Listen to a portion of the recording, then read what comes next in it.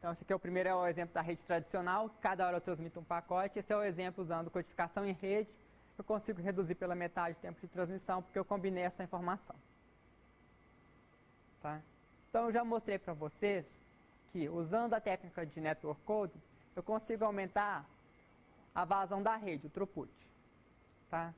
O que mais que eu consigo ter com o network coding, então? Tá? Então, o network coding ele vai permitir que eu aumente a quantidade de informação que eu consigo transmitir na rede, tá? Num dado período de tempo. Tá? Ele vai permitir que eu diminua o consumo de energia. Por quê? Porque eu vou diminuir o número de transmissões que eu preciso fazer para transmitir a mesma quantidade de informação. E ele também permite que eu aumente, tá, a robustez da rede. Por quê? Porque eu posso estar perdendo mensagens na rede, continuar usando essa técnica para recuperar informações da rede. Tá? Então, dependendo da forma como eu faço essa combinação, eu posso ter um ganho na rede. Então, o network coding permite que eu recupere de eventuais erros na rede também. Tá? Eu posso ter pacotes perdidos e continuar usando essa técnica. Tá? Então, eu posso aplicar esse tipo de técnica aonde? Então, praticamente qualquer área que envolva comunicação, qualquer área que envolva roteamento. Por exemplo, uma placa de silício, um chip. Tá? Eu vou ter fios cruzando. Eu posso aplicar essa técnica. Um roteador, um switch. Tá? Eu vou ter fios cruzando. Eu posso usar essa técnica. Uma rede com fio que você está montando, tá, na sua casa, na sua empresa. Tá? Eu posso usar essa técnica. Por exemplo, copiando a ideia da rede borboleta. Ou em rede sem fio. Tá? Então, em rede sem fio, a gente tem um problema, tá? Que a gente pode ter perda de pacotes. Por quê? Porque a transmissão não é mais confiável. Tá? Além disso, o meio de acesso ele é compartilhado. Quando você fala, se alguém estiver por perto, ele vai escutar, queira ou não queira. Não é isso? Às vezes você está ouvindo a conversa do vizinho sem querer, não é? Tá? E aí a pergunta que surge é, hoje eu aprendi que eu consigo reduzir o número de transmissões, tá, nessa minha topologia que tinha 5 nós. Como que eu tiro proveito disso em outros tipos de topologia? Tá? Como que eu aplico isso, por exemplo, numa rede de verdade? Numa rede de sensores, tá? Numa rede, por exemplo, veicular. Tá? Eu posso ter vários carros andando, cada carro tem um laptop. Você quer ter a troca de dados entre os carros, tá? Notificar de um acidente, ou um está jogando um jogo com o outro, tá? Você pode ter uma rede peer-to-peer. Tá? Então, um exemplo que a gente pode estar aplicando isso, tá, é em redes peer-to-peer. Vocês conhecem redes peer-to-peer? Quem aqui já usou o BitTorrent? Tá filmando só eu, tá, gente? Tá. Isso aí vai ser editado, né? Quem quiser. Então, o BitTorrent é um exemplo de rede peer-to-peer. Redes peer-to-peer são redes, tá, que o computador ele age tanto quanto cliente como servidor. Então, ele age como cliente requisitando dados e age como servidor fornecendo dados. Tá? O BitTorrent é um exemplo disso. Você baixa um arquivo .torrent, tá? Para quê? Para descobrir um ponto de conexão na rede. Depois que você entra na rede, você começa a fazer parte da troca de dados. Então, você pode ter um arquivo que está distribuído em vários computadores. Tá? E aí, o que eu posso fazer? Eu posso pegar esse arquivo que está distribuído em vários computadores, em vez de eu guardar simplesmente um pedaço de um arquivo em cada computador, posso fazer uma combinação, tá, desses pedaços. Para quê? Para que se eu tiver uma perda, se eu perder um pedaço, eu ainda consigo recuperar. Tá?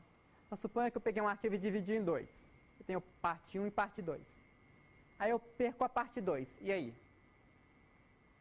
Eu não consigo recuperar. Agora, se eu pego parte 1, parte 2 e faço parte 1 XOR parte 2 e coloco isso num outro computador, se eu perder o P2, tá? Quando eu ler P1 e o P1, parte 1 XOR parte 2, eu consigo recuperar o parte 2. Então, eu posso fazer esse processo várias vezes, tá? E aproveitar que eu tenho várias máquinas na internet, né? E distribuir esse arquivo em vários computadores. Tá? Então, isso já foi feito, por exemplo, no software do Avalanche, tá? Que é um software de rede peer-to-peer para distribuir arquivos em várias máquinas, que está utilizando, então, a técnica do Network Coding. Tá? Então, eu vou ter K computadores que podem... eu vou escolher K computadores de N para guardar a informação que eu quero. Tá? Eu vou escolher K aqui, vou disseminar esse arquivo, tá? Vários pedaços deles, em cada computador. Tá? E vou selecionar aleatoriamente, tá? Alguns computadores para guardar essa informação. E em alguns deles, vou guardar a informação codificada. Tá? Ou seja, por exemplo, A, B mais C, D, A mais C. Tá? Se eu recuperar B mais C, para mim não quer dizer nada. Mas, se eu recuperar A mais C e B mais C, eu consigo descobrir A, C e B. Eu posso usar também o Network Code, tá? Por exemplo, quando eu estou baixando um arquivo. Então, quando você está baixando um arquivo, o que acontece? Você tem um arquivo que é dividido em vários pedaços, que a gente chama de chunk. Tá? Aí você começa a baixar um pedaço de cada um que você está compartilhando na rede, não é isso? Tá? O que acontece geralmente é, se você começa a baixar do começo, suponha que todo mundo começou a baixar do começo. Aí você para na metade. O outro para na metade. O que vai acontecer? Tá? O final do arquivo, tá? Vai faltar na rede, ninguém vai ter. Ninguém vai conseguir completar e baixar o arquivo todo. Então, o que você faz? Você tenta distribuir aleatoriamente qual pedaço você está baixando para tentar ficar igual na rede, tá? A probabilidade de você conseguir, no final, baixar o arquivo todo. Tá? Mas isso é muito difícil de controlar. Por quê? Porque a pessoa entra na rede, baixa um pedaço, sai da rede. Aí pode ser, tá? Que a pessoa que tinha o final do arquivo saiu da rede. Então, para diminuir a probabilidade disso acontecer, o que a gente pode fazer é ter cópias desses pedaços codificadas com outros pedaços. Porque se algum pedaço ficar faltando, a gente recupera por esse pedaço que está codificado. Tá? Então, já existem, tá, softwares de redes peer-to-peer que fazem a disseminação de arquivos, tá, o Swarm, tá, e que a gente divide o pacote em vários chunks e depois a gente faz a combinação desses chunks e armazena essa combinação em outros nós da rede. Tá? Aí, se alguém da rede sair, você ainda consegue recuperar essa informação. Tá? Então, por exemplo, eu posso baixar de um servidor, tá, que tem 6 pedaços, tá? O pedaço 1, 3, 5 e 6. O outro usuário baixa o pedaço 2 e 4. Tá? E aí eu posso baixar desses dois, tá, para completar meu arquivo. Aí a pergunta que surge, então, é: se eu consigo dar um ganho na minha rede usando Network Coding, tá, qual que é o ganho máximo que eu tenho na minha rede? Então, vocês aqui estudaram grafos, não foi isso? Vocês conhecem o problema do MaxFlow? Então, MaxFlow é o problema de maximizar o fluxo de dados, tá, em grafos. Tá? Então, como é que eu faço? Eu modelo a minha rede como um grafo, tá? Vou colocar os vértices e as arestas, tá? E vou colocar um limite, que é a capacidade, em cada aresta. Que é, por exemplo, se eu estou modelando uma rede com fio, é a capacidade máxima de dados que eu consigo transmitir naquele fio. Se eu estiver modelando uma rede sem fio, é a capacidade máxima de dados que eu consigo transmitir naquela rede sem fio. Tá? E aí eu consigo utilizar o algoritmo, tá, do MaxFlow, que é a ideia de ser, por exemplo, jogar água e deixar a água escorrer pelos canos. E você medir o fluxo de água que passa naquele cano. Tá? Isso me dá a vazão da rede, a quantidade de informação que eu consigo colocar na rede. Então, isso já era conhecido anteriormente. E isso mostrava para a gente qual que era a capacidade máxima da rede. E hoje eu mostrei para vocês, tá, que o Network Coding aumenta a capacidade da rede. Então, como é que a gente faz? Tá? A gente aplica, tá, a mesma técnica nesse tipo de rede. Então, o MaxFlow continua valendo. Tá? Então, o MaxFlow vai me dar a maior capacidade da rede usando Network Coding. Então, nesse exemplo aqui, tá, eu vou ter saindo da fonte um fluxo de dados até chegar no destino. Cada aresta tem um limite máximo e eu consigo, no final, tá, transmitir 6 unidades de informação. Então, como é que eu calculo o maximum flow? Eu posso usar a técnica, tá, e o teorema, que a quantidade de informação que passa na minha rede, tá, de um nó fonte para o nó destino, tá? O máximo flow que eu vou ter nesse tipo de rede vai ser equivalente ao menor corte. O que seria um corte? Seria eu pegar minha rede, tá? E traçar um plano numa reta e cortar a rede.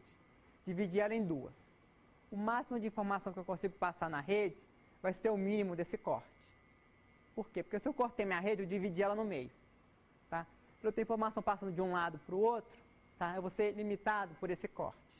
Se eu pegar um menor corte, ele está me limitando a quantidade de informação que eu consigo passar. Esse menor corte vai me dar um maior fluxo. Tá? Então, isso já é um teorema conhecido na área de grafos que a gente continua aplicando aqui na codificação de redes. Tá? A gente pode resolver o problema do MaxFlow usando um modelo, por exemplo, de programação linear. Tá? Então, não é um problema difícil. Então, o que a gente vai observar, tá, é que o Network Coding ele vai dar um ganho para a gente no throughput quando a gente tiver casos de multicast. Vocês sabem o que é multicast? Então, em redes, a gente pode ter transmissão, que é um nó transmitindo para outro nó. Um computador transmitindo para outro computador. Tá? Esse tipo de comunicação a gente chama de unicast, que é uma transmissão para um indivíduo. O que acontece se, em vez de eu querer transmitir para um, eu quiser transmitir para todo mundo? Por exemplo, televisão. Televisão, como é que a gente chama a comunicação da televisão? A televisão ela não chega e escolhe, para você eu vou mandar o canal 1, para você eu vou mandar o canal 2. Ela pega e manda tudo para todo mundo, não é isso? Então a gente chama de broadcast. Tá? Agora que eu falei, vocês... Tá? Então, broadcast é transmissão de um para todos. Por exemplo, em rede com fio. Tá? Se você tiver uma rede Ethernet e quiser transmitir um dado para todo mundo na rede, tá? É só você botar no final da rede, tá? Ponto 255, que é o endereço MAC que é reservado, tá? Para fazer a comunicação broadcast. Então, você pode mandar uma mensagem para avisar todo mundo na sua subrede, tá? De alguma coisa, de algum evento ou de atualizar a tabela MAC, por exemplo. Tá? Então, agora, em vez de eu transmitir para um ou para todo mundo, tá? Eu quero transmitir para um subgrupo. Como é que eu chamo esse subgrupo? Suponha que o canal de televisão tá, queira ser exclusivista e falar, não, só vou transmitir para esse grupo aqui. Ó. Tá? Então, eu chamo de multicast. Tá? Então, por exemplo, televisão na internet. Tá? Você está lá assistindo o jogo do Atlético, né? E aí tem várias pessoas assistindo o jogo. Tá? Como é que a gente chama essa transmissão? Tá? Nem todo mundo está vendo, então não é broadcast. Não é a transmissão exclusiva para você, não é unicast. É um conteúdo que é o mesmo para aquele subgrupo. Então a gente chama de multicast. Tá? Então multicast é algo que existe na internet. Então o dado vai sair de uma fonte e vai para mais de um usuário. A gente tem outra técnica de transmissão também, que é quando eu quero transmitir uma mensagem para qualquer um. Tá? Por exemplo, eu quero dar um aviso, um alerta. Tá? Então, esse tipo de comunicação a gente chama de Ncast, para qualquer um. Tá? Então, no caso aqui do Network Coding, tá? A gente tem o unicast, que é um para um. Tá? Tem o broadcast, que é um para todo mundo. E tem o multicast, que é um para um subgrupo. Que é o que eu mostrei naquele caso da rodinha, que tinha 5. Tá? Então, se eu tiver um nó azul aqui transmitindo, tá? Tiver 2 amarelos recebendo, como é que eu faço na minha... comunicação tradicional, tá? O azul vai ter que transmitir para o amarelinho lá de cima, depois ele vai ter que transmitir para o amarelinho aqui de baixo, tá? Eu vou gastar uma transmissão fazendo isso, depois outra fazendo isso, tá? Agora, se for multicast, eu posso tentar acessar os dois ao mesmo tempo, tá? Então, eu posso transmitir um pacote A, tá? Na parte superior da rede, pacote B na parte inferior da rede e os nós que estão no meio do caminho fazendo a codificação em rede. Tá? Ou seja, quantos pacotes o nó vermelho recebeu? 2. Tá? Eu consigo fazer isso num instante de tempo? Então, se for numa rede com fio, que não tem interferência externa, tá? Eu consigo fazer isso em um instante de tempo. Então, enquanto no meu roteamento tradicional eu só conseguia fazer isso para um pacote, na minha rede, com codificação em rede, eu consigo fazer isso para 2 pacotes. Por quê? Porque aqui a gente está analisando o caso do multicast. Então já foi provado que o network coding com o multicast dá um ganho na rede. Então aí a pergunta que vai surgir é, eu sei que tem um ganho na rede, como que eu faço para aplicar isso no dia a dia, numa rede que eu estou construindo? Qual o tipo de codificação que eu vou usar? Os exemplos que eu dei até agora foi usando o exclusivo, porque ele é o mais simples de utilizar. Então eu posso estar utilizando vários tipos de codificação. Então o primeiro conjunto que a gente usa para fazer a codificação é chamado de codificação linear. Ou seja, a gente aplica uma função que é linear. Ela não cresce com o tamanho da mensagem. Então a gente vai gerar um pacote novo, que vai ser uma combinação linear de outros pacotes. Então o ou exclusivo é um tipo de operação linear. É simplesmente o ou lógico. Utilizando codificação linear, a gente consegue atingir o fluxo máximo da rede.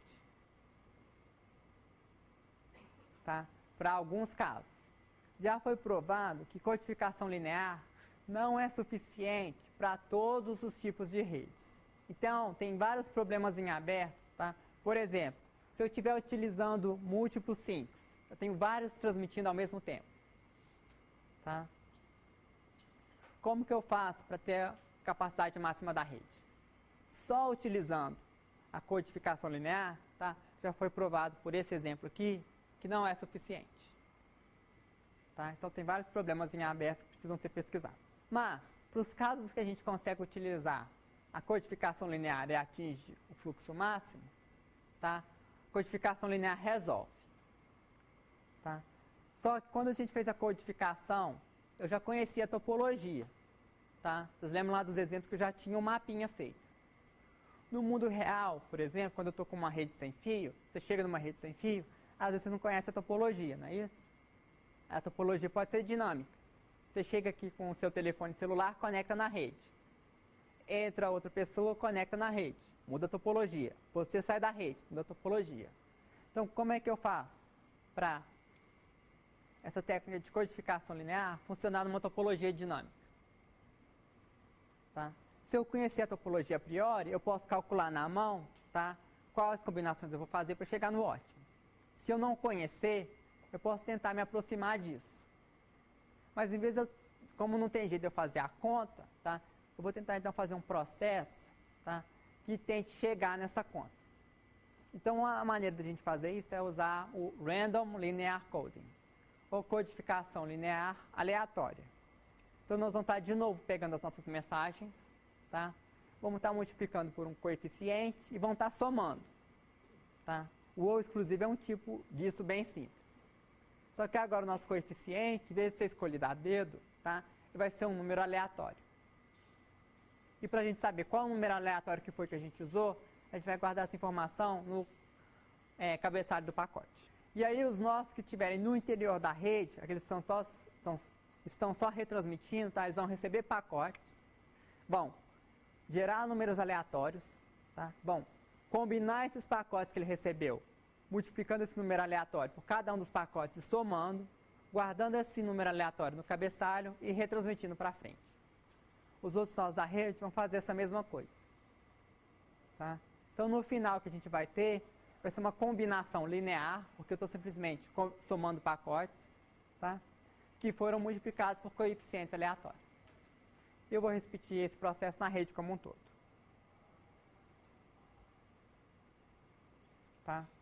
Então, por exemplo, o nó 1 está no meio da rede. Ele recebe o pacote A do nó A e o pacote B do nó B.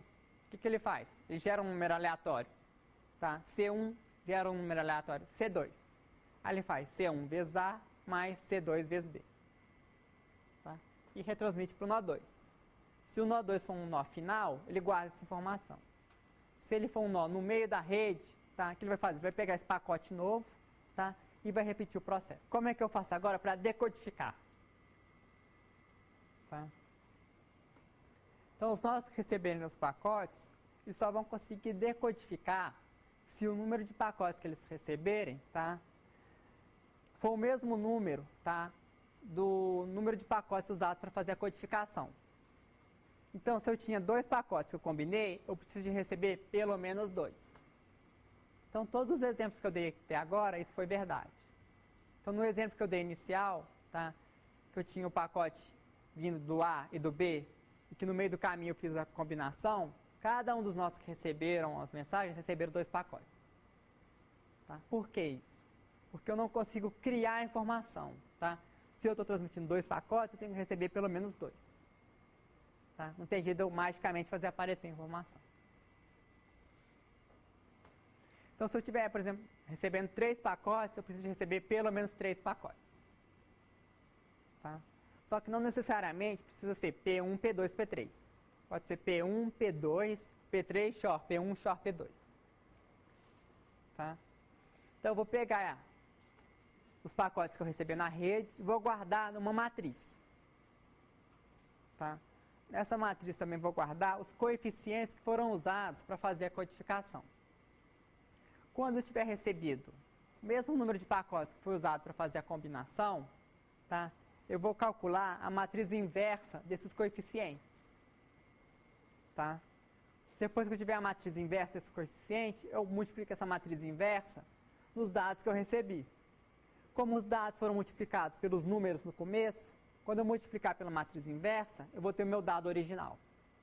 Entenderam a ideia? Eu vou estar recebendo pacotes, que são combinações de outros pacotes, vou estar guardando essa informação. Vou pegar os coeficientes, colocar numa matriz, gerar a matriz inversa. Por que eu gero a matriz inversa? Porque eu quero descobrir como é que eu decodifico. Aí eu pego essa matriz inversa, multiplico por tudo que eu tinha, que eu recebi, que eu guardei, e eu vou ter o dado original. Para essa multiplicação funcionar, eu preciso de ter o mesmo rank, o mesmo número de linhas, tá? Linearmente independente. Então aqui está um exemplo usando cores. Tá? Eu posso ter 4 pacotes, o vermelho, o laranja, amarelo e verde. Tá? Então, à medida que eu vou retransmitindo na rede, eu vou combinando esses pacotes, usando os coeficientes aleatórios. Tá? Eu vou gerando novos pacotes na rede. Então, cada pacote ele vai ter o cabeçalho, que diz qual foi o coeficiente que foi utilizado para fazer a codificação. E vai, na verdade, ser um pacote, tá? P, que vai ser um somatório dos coeficientes que eu gerei aleatório, vezes os pacotes iniciais que eu recebi. Tá? No final, eu vou estar emitindo na rede um pacote que é a combinação dos outros. Então, isso é útil, tá? Para redes que eu não conheço topologia. E também é útil, tá? Para o problema, tá? do missing cupom, tá? Ou quando você está coletando cupons. Quem aqui já teve álbum de figurinhas?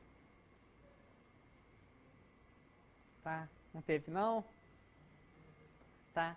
Se você tem um álbum de figurinhas que tem N figurinhas, quantas figurinhas você tem que comprar para completar o álbum?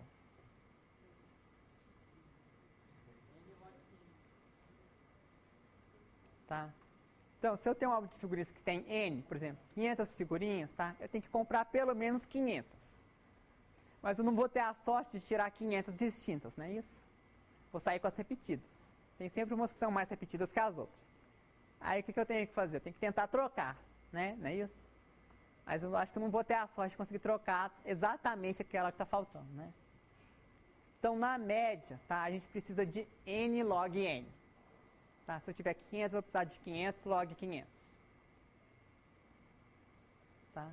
Então, se você quiser completar o álbum de primeiro, você já chega na banca e já pede. Eu quero 500 log N figurinhas. Né?